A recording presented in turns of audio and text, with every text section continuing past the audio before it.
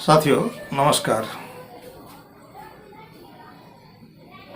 फिर मैं आज के सामने कमा के आया हूँ, खा रहा हूँ।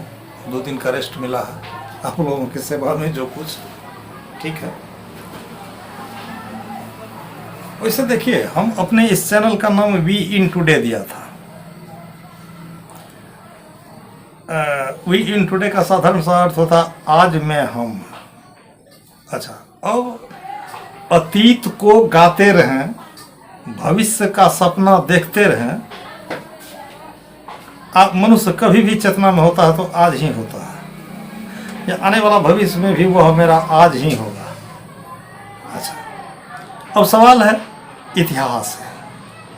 वैसे इतिहास सच्ची झूठी सारी आपका जो बनावट था पहले का उसको आगे रखती है, ठीक है। लेकिन इतिहास का भी नज़रिया और उद्देश्य को इतना तोड़ा मरोड़ा गया है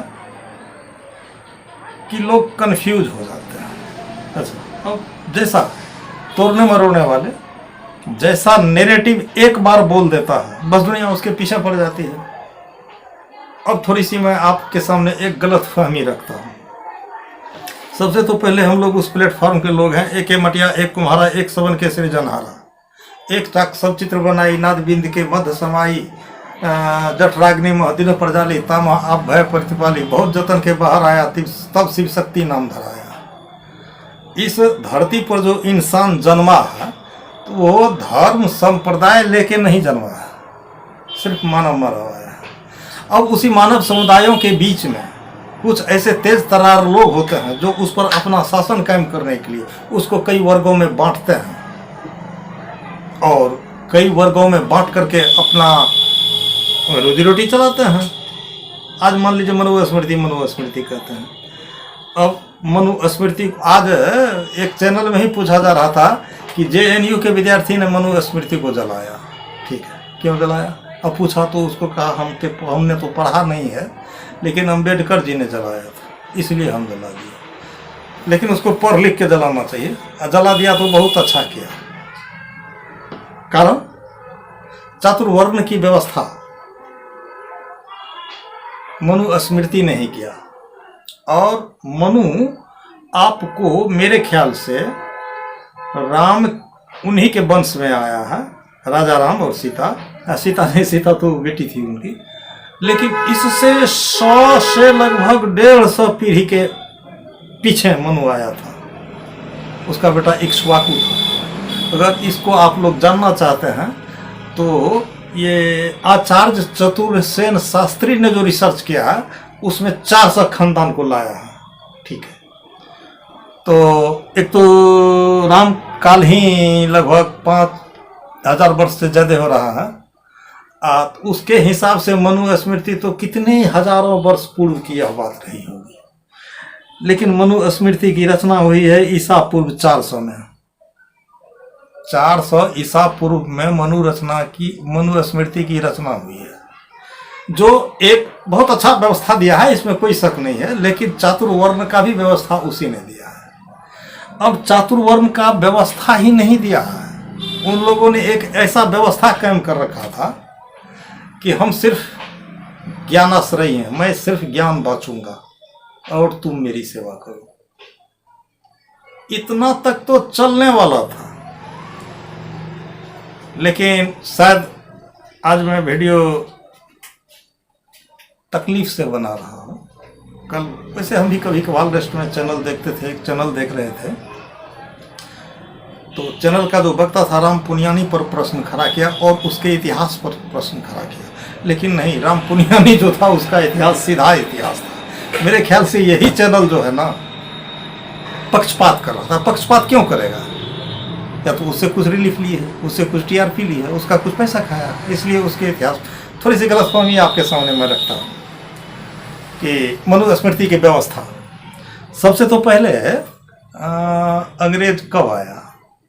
1608 में, ठीक है। तो 1608 में तो अंग्रेज मुगल के टाइम में आया था, जहांगीर से ऑर्डर लेके ईस्ट इंडिया कंपनी आई थी पहले, उसी के बाद बारी बारी धीरे धीरे से अंग्रेज आया। लेकिन ये व्यवस्था उससे भी 1000-2000 वर्ष पहले की है कि यहाँ पर शूद्रों को संपत्ति रखने का अधिकार नहीं था। अच्छा ठीक है, हमने तो पहले कहा कि इतिहास से हमें कोई लेना देना नहीं है, लेकिन हमारे दादा इस गांव में भूमिहीन थे, सिर्फ डीह डावर था। मेरे दादा को, मेरे बाप को भी, हमको भी। अच्छा ठीक है, हमारे बगल में अब एक पड़ोसी है, वो काफ़ी ज़मींदार है। तो एक पड़ोसी हमारा ज़मींदार है, हम कंगाल हैं। इस बगल के गांव का एक बूढ़ा बेचारा एकदम डू एंड डाई बोलने वाला, उसकी भैंसें चली गई उसके खेत में, उसको उल्टा सीधा कह दिया, कहा रे तुम कब का ज़मींदार है, तुम्हारा बाप जब जाता था डौड़ी में तो ऐसे करके जाता था, ऐसे करके ऐसे करके ऐसे करके, इसीलिए ना तू संपत्ति वाला है जी। अब ये हम लोगों को अनुभव है कि उस समय में बूढ़े बुजुर्ग लोग चौखड़ा घर, 4 कोने का घर नहीं बनाते थे। क्यों? तो ऐसा घर तो राजा को है, डौड़ी में वैसा घर नहीं बनाएंगे। बैल, अगर कहीं तुमने अच्छा बैल पाल लिया तो बस सीधे आएगा तहसीलदार मालगुजारी के लिए, कहेगा ये बैल राजा के दरवाजे। ये तो हम लोग आंख से देखे हैं, ये कोई इतिहास नहीं है। अच्छा, कहीं कहीं जमींदारों में हाँ तो चौखा घर नहीं बनाएंगे, शूद्रों को संपत्ति रखने का अधिकार नहीं था। इसका उन्मूलन उसी अंग्रेज ने किया 1795 में। आपका संविधान बना है 1950 में, इससे 200 वर्ष पहले अंग्रेजों ने अपने सहूलियत से 1795 में शूद्रों को भी संपत्ति रखने का अधिकार दिया था। ठीक है, अब आइए उसके नीचे लोग जांच करते थे, देखते थे कि गर्भ में बेटा है कि बेटी। अगर बेटी है मार दो, यानी भ्रूण हत्या। और भ्रूण हत्या पर बहुत कड़ा आरोप लगाया अंग्रेजों ने।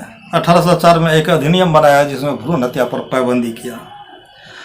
दूसरी बात है, ब्राह्मण मनुस्मृति के हिसाब से वह ज्ञान आश्रयी लोग थे, ज्ञानवाचक थे, वेद वक्ता थे, वेद को पढ़ने लिखने वाले थे। वैसे तो वहाँ आपको हमें देखिएगा श्री रामचरितमानस में शंभुक नाम का शूद्र कहीं वेद सुन लिया तो उसके कानों में शीशा गला के मार दिया गया। ये भी व्यवस्था रही होगी कि नहीं, उसका ऑफिशियल मुझे प्रमाण नहीं है।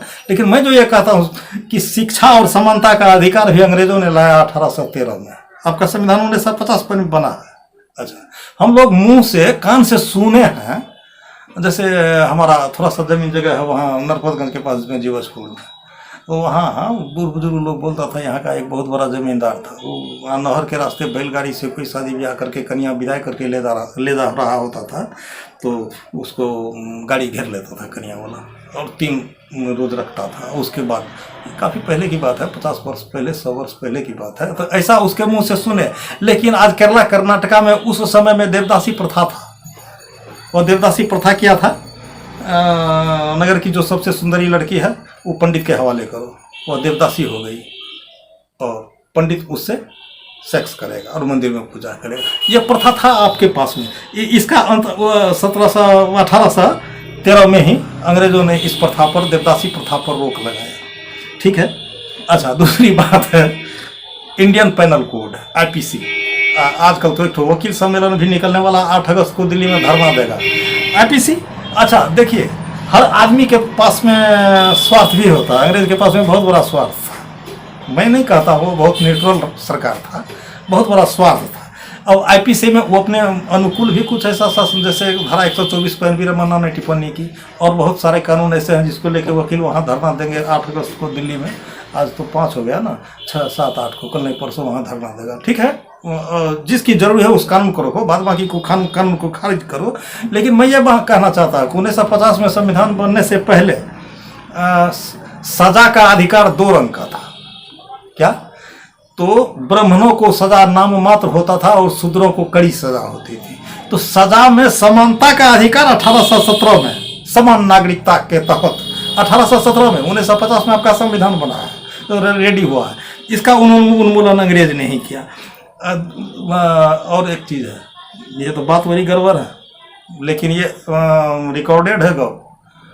1819 में जो अंग्रेजों ने संशोधन किया वह है शुद्धिकरण का प्रथा, कि शूद्र जब अपने घर में बहू लाते थे तो सबसे पहले उच्च वर्गीय लोग उस बहू को 3 दिन अपने यहाँ रखते थे। वो शुद्ध हो गया, अब तुम ले जा सकते हो।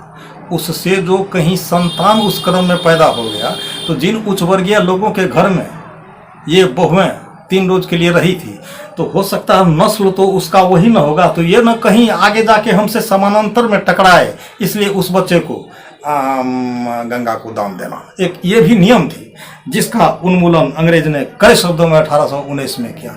अब मान करके चलिए आपको भी सीधा और सेकुलर रखने के लिए उसने भी तो बहुत कुछ किया। अच्छा, दूसरी बात है, हमने जो चैनल में पुनियानी पर टिप्पणी सुना, इसलिए मैं आपसे ये बात कर रहा हूँ कि ठीक है, अभी अभी हिंदू मुसलमान मंदिर मस्जिद का हवा चल रहा है, लेकिन आपको एक चीज़ मालूम होना चाहिए,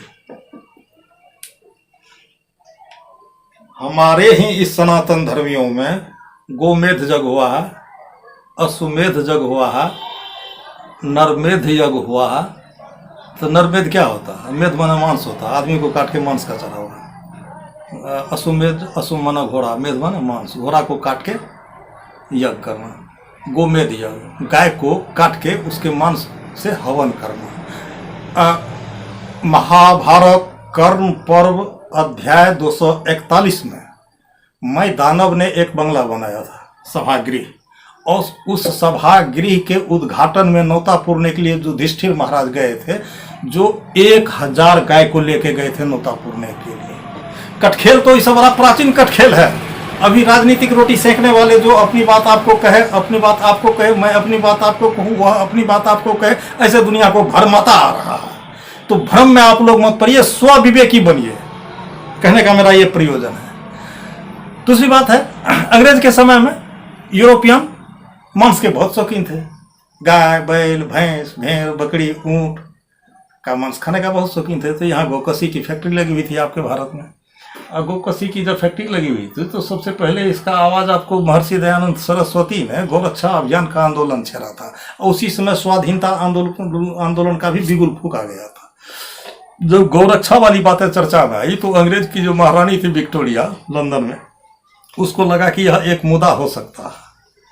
ये मुद्दा हो सकता, तो वह धीरे से 1902 ईस्वी में एक चिट्ठी लिखी थी यहाँ के ब्रिगेडियर को, और सख्त हिदायत दिया कि जितने भी हिंदू गोकसी में काम कर रहा है उस सबको निकाल दो और यहाँ पर मुसलमानों को रखो। ठीक है, ये 1902 की बात है। आज आप 21वीं सदी में झगड़ा कर रहे हैं। हिंदू कहे मोहराम प्यारो, तुरु कहे रहमाना, हिंदू का देवता गाय है, हिंदू सुगर वध करता है तो मुसलमान गाय वध करता है। लेकिन ऐ हलाल हुए झटका मारे आग दोनों घर लागी, हिंदू की दया में हर तुर्कन की दोनों घट से त्यागी। ऐ हलाल हुए झटका मारे आग दोनों घर, हिंसा तो दोनों कर रहा है, लेकिन हिंसा दोनों कर रहा है, इसकी हिदायत आपको नहीं दिया जा रहा। आपको यह हिदायत दिया जा रहा है, देखो मुसलमान गाय वध कर रहा है, और मुसलमान को कर रहा है, देखो तुम्हारा जो हलाल शुगर है उसको वध कर रहा है। 1902 में जो ब्रिगेडियर को चिट्ठी लिखी थी विक्टोरिया, तो सारे हिंदुओं को निकाल के मुसलमान को भर्ती किया, दूसरा नेरेटिव पीछे से छोड़ दिया हिंदुओं को, देखो सनातन धर्मी तुम्हारा तो यह गाय एक देवता थी, उसको देखो सब मुसलमान हत्या कर। ऐसी नैरेटिव को देकर के आपको भटकाने भरमाने का जो षड्यंत्र बन रहा था, इसीलिए सदनों हमने कहा आप इतिहास को छोड़िए, भूत को छोड़िए और भविष्य को छोड़िए, वर्तमान को ठीक कीजिए। वर्तमान जब ठीक रहेगा तो किसी के बाप की नहीं चलेगी। आज मेरा ठीक है, सब दिन मेरा ठीक रहेगा। अच्छा, दूसरी बात है, पीछे हम क्या थे? यद हरे वर्ज्य तद हरे परिवर्ज्य, जब चेतो तब सियानो, जब आप में ज्ञान आया तो आप सजग हो जाओ। चलिए ठीक है, इसी शब्दों के साथ